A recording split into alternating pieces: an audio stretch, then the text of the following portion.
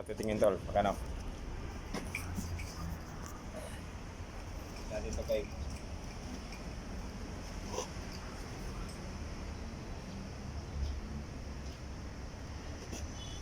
parang yung ibang mga ibang mayroong mga ganito na Toyota Altis. Wala nang problema mga sakyan ninyo. Huwag kayong basta-basta na sabihin ng mekaniko ganito gagawin, check mo na bago kayo pumayag na mayroon siyang tatanggalin. Check mo na.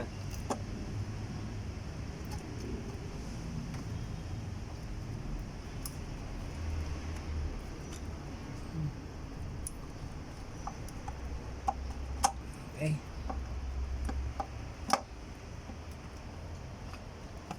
Yan. Kasi kung diretso pag diretso baklas ay ibang usapan yun. Madisgrasya yung niyan. Buti kung madali lang humanap ng pambili ng materyales. Mahirap din yun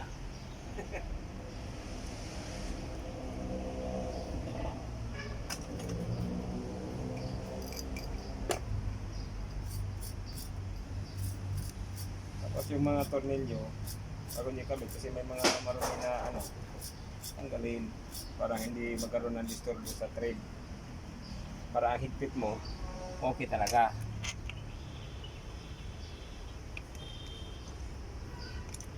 Di ba?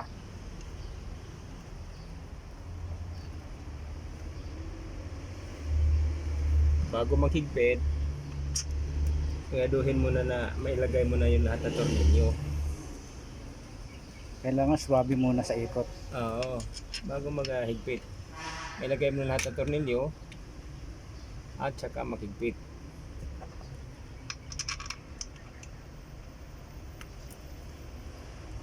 Kasi hinigpitan mo na yung iba, yung hindi mo ba nailagay lahat ng tornilyo, ay magkaroon ng problema yon. Hindi maipasok yung iba. Kailangan pasok mo na lahat bago higpit.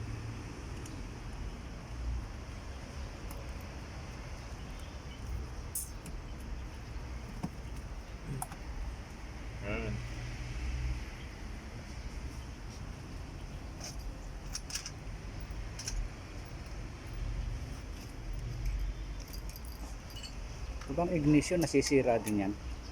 Yung ignition to, nasisira din nasira to? din yan tol. Nasira din yan. Kasi coil yan Ang ginawa na lang ngayon sa mga bagong sakyan individual na. Dati kasi Isa lang ignition yun.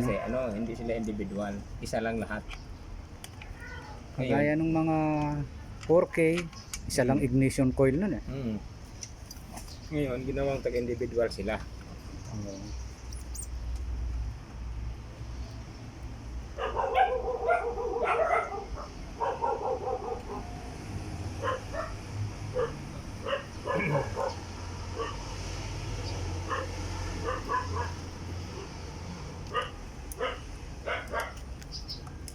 Okay. Yan ang Altis.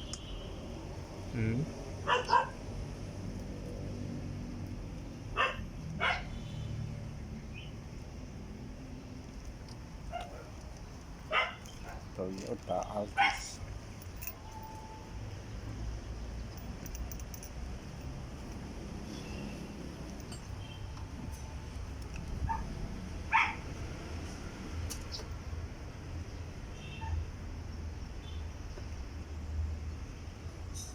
Yes, tama thread.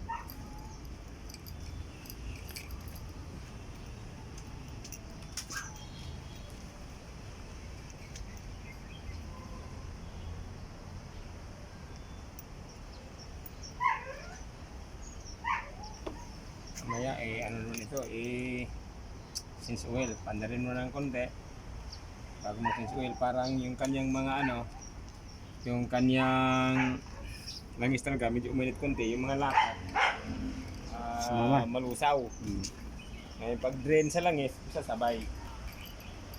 Hindi pwedeng mag-since oil na bukas agad malamig, ay maiwan yung maiwan yung latak.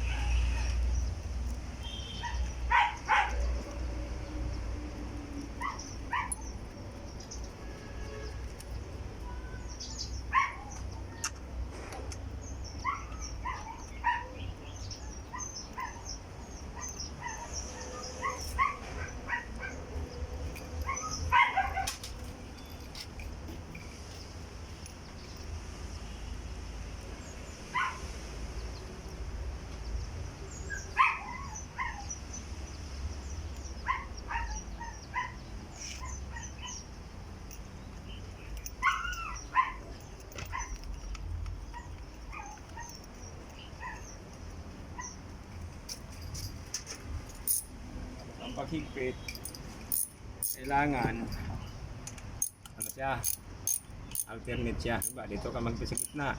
Doon man kabila naman. Oh. Tapatan. Hmm. Pero alalay lang, no? Alalay lang. Higpit niyan. Kasalalo na bago yan eh. Bago yan.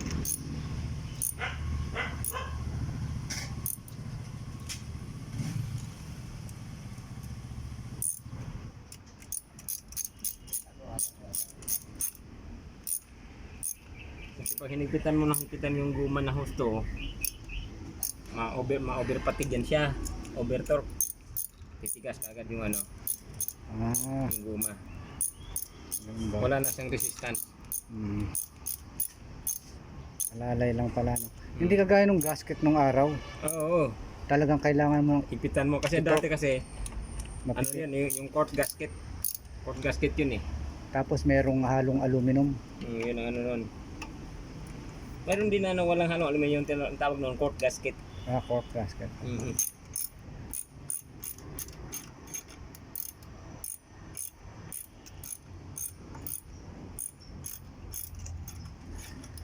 Iba naman yung bilya mo eh, iba din yung cord gasket.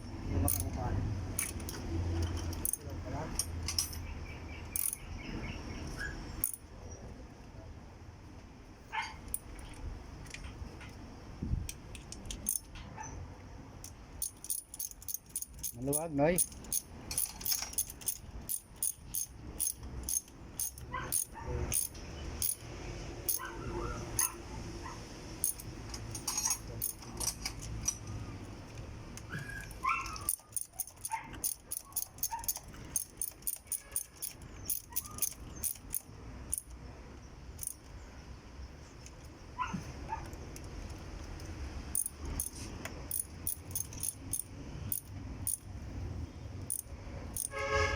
Kailangan kahit ng mga alauna puntahan ko yun eh. Yung dun sa ano dahil sabi hindi naman tao kausapin tao na yun.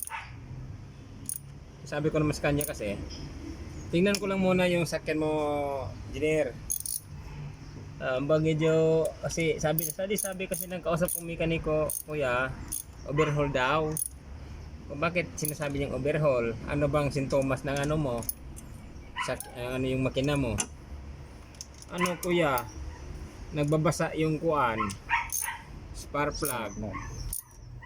Tapos babasa yung spark plug, tapos ang diagnose ng mekaniko, overhaul. Ayun ko, sige, i-diagnose niya yun. Sige, puntahan ko. Eh, kung marami kang pera, wala namang problema, kahit hindi, overhaul natin. Sabi ko kasi, ilang araw naman ko pag overhaul. Kung hindi pa ko masabi kung overhaul nga, pero kung ang usually talaga pag overhaul ko yan, pag baklas ko niyan, sabihin natin isang araw pa yan. Kahit sabi natin kalahating araw baklasan sa makina. Tapos, hindi mo na ako magsabi sa kung anong damat papalitan kasi bubuksan ko buong makina. Pag nabuksan na buong makina, nakikita ko ng problema, saka ako magsabi sa iyo na ito ang sira. Ay, ganun ba kuya? Iba sa sinasabi ng mekaniko nga na pagtanungan ko. Yung ko kasi, yan sabi ko nga sa'yo ma'am, ay sir, maraming mekaniko kasi, sabi ko maraming mekaniko na kuan. Iba-iba lang kasi yung iba-iba kako yung pamaraan na. Para sa akin, hindi ko basta pahirapan yung customer ko. Ayan, tulungan mo kung pwede, ituruan mo kung ano parang hindi may apuntas mekaniko, may apuntas mekaniko. Turuan mo. Lalo na pandemic ngayon, kaya magturo ka dahil hirap humanap ng pira eh. Kunting problema lang kaya ng basta ituro ko lang ng maayos. Ay ganun ba kuya? Pero kung guys sa'yo, ayaw mong madamihan siguro, tawag ka talaga ng mekaniko. Kasi kahit na ituturo ko sa'yo, at gusto mo na ipagawa sa akin, ayos na. Di naman kuya, sabi niya gusto ko lang makasigurado din ako kasi marami na kayang mekaniko humipo ng makina ko kuya. Tapos nagpalit na ako ng valve seal. Kasi sabi nila valve seal daw. Ganun pa rin. Yun ang sinasabi ko sa iyo, sir. Mahirap kasi, sabi ko, mahirap magsabi na ito ang sira. Sabi ko, sabi niya, oo nga kuya, ano, mahirap magsabi na ganitong sira. Hulaan. Hindi naman pala yun ang sira. Kung mahirap manghula, patay na si Madam Auring. Wala nang ibang mga... Wala na, namatay na eh.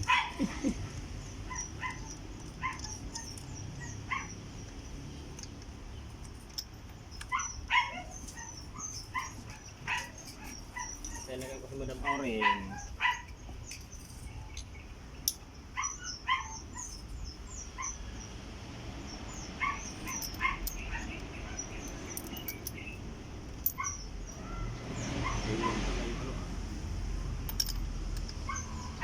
Iwan yung guma.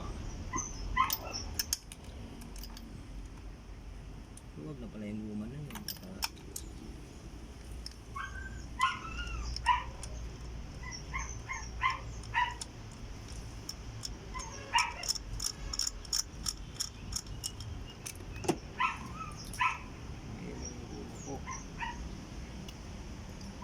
Hindi na kita gagamitan ng guma.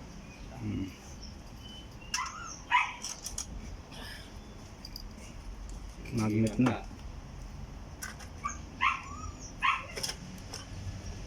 Dito kita daanin.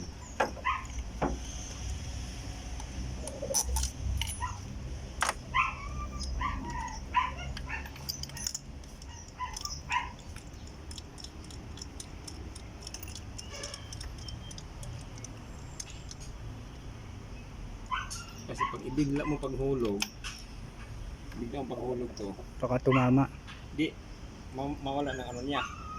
Yung Clearance. kanyang, parang malaki yung ano. Yung clearance. Malaki yung clearance. Hindi inadjust to, no? Yung kinabit. Hindi. Pero ano to, yung dati to. Oo.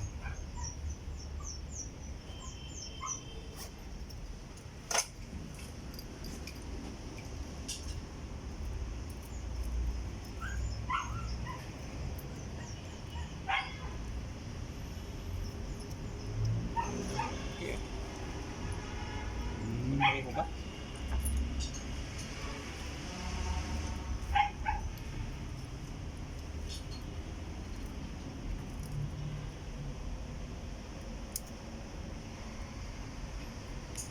Dapat pala may tama yung clearance niya.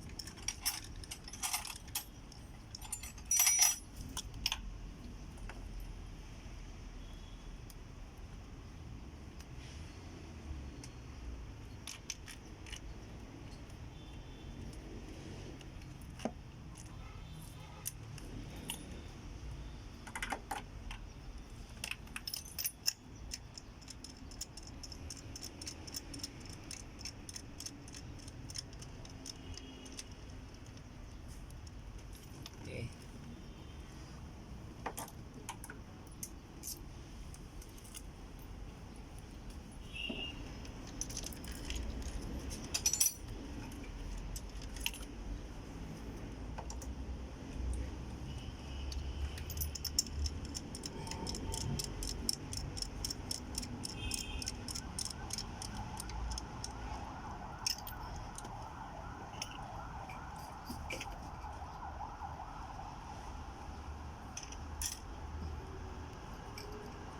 Yung hasandil.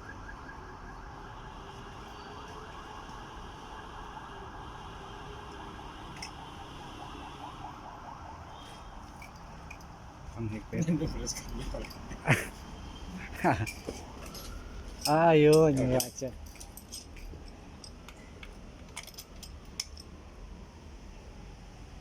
Ang pakipit nito, alalay lang. Aluminum yun. Yung ano, yung aluminum yung head nito eh. Yung pinakasingsing. Oo. Yung ring. Minsan napipipi yun no? Hindi, ano, masira yung pinaka-thread. Yung thread Aluminum lang yan eh. Aluminum lang yan.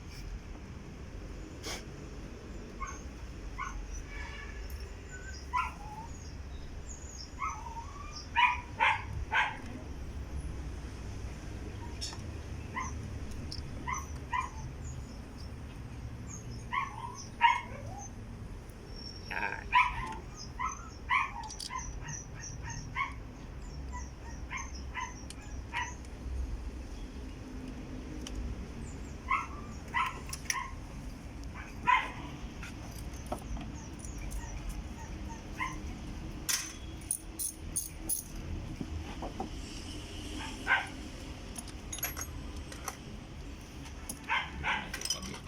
Tama ata.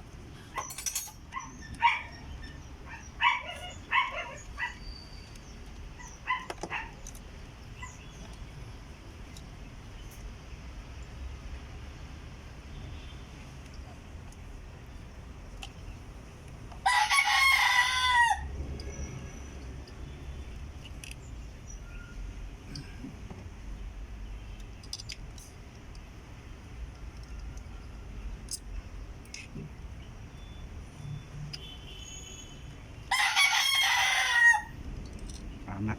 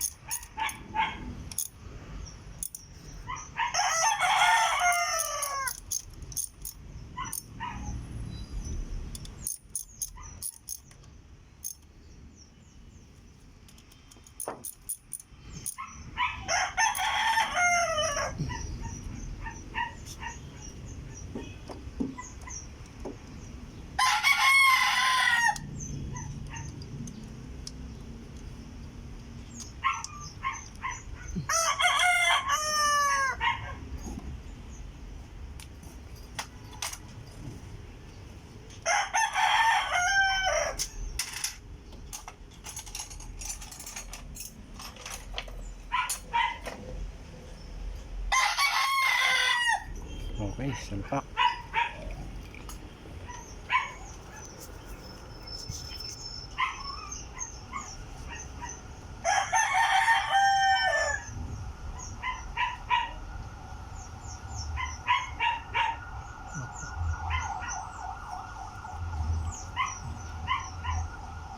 at ano, tigas na kasi. Oo. Lagyan na lang kaya ng tape yan. Wala naman tubig yan, ha? Wala. Parang ano lang yan, hangin lang yan. Tanggalin na kaya yung clip na yan. Ano lang na yan. Ayun. Sa dati na lang. Hmm.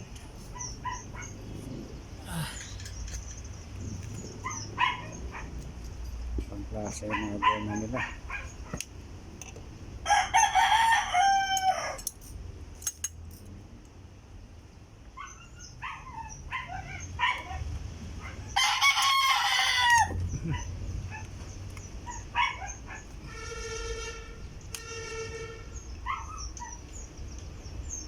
Yan.